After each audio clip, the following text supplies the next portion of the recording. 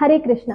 आप सभी को कार्तिक मास की हार्दिक शुभकामनाएं। जैसे हर युग में सर्वश्रेष्ठ युग सतयुग होता है, हर नदियों में सर्वश्रेष्ठ नदी गंगा माता होती है, जैसे हर शास्त्र में सर्वश्रेष्ठ शास्त्र वेद होता है, उसी तरीके से हर मास में सर्वश्रेष्ठ मास कार्तिक मास होता है।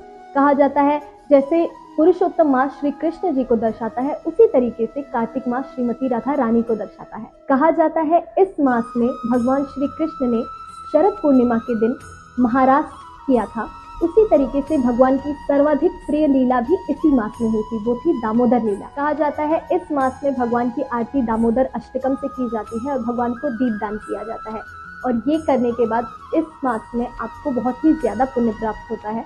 कहते हैं कि भगवान की शक्ति या देवव्रत तत्व शक्ति इस मास में बहुत ही ज्यादा प्रबल हो जाती है। मास में किए जाने वाला जाप, पूजा पाठ आदि आपको बहुत ही ज्यादा फल प्रदान करते हैं। क्योंकि ये मास श्रीमती राधा रानी को दर्शाता है, इसलिए कहते हैं कि इस मास में किए जाने वाली भक्ति आपको और अच्छा बनाती है या भक्ति मार्ग पर और अग्रसर रखती है, क्योंकि हमारी श्रीमती राधा रानी बहुत ही ज्यादा करुणामयी और दयावान है, और इस मास में अगर हमने भक्ति की तो हमें श्रीमती राधा रानी की कृपा प्राप्त होती है।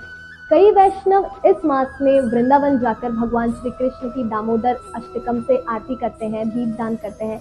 अगर आप वो नहीं कर पाए तो आप अपने घर पर ही रहकर भगवान श्री कृष्ण की दामोदर अष्टकम से आरती करें, उसका उतना ही फल प्राप्त होगा जितना आपको वहां जाकर प्राप्त होगा। आशा करती हूँ ये कार्तिक मास आपके लिए ही बहुत शुभकारी और मंगलकारी हो, और इस मास में आप बहुत ही ज्यादा भक्ति करें और हरि कीर्तन करें। राधे राधे।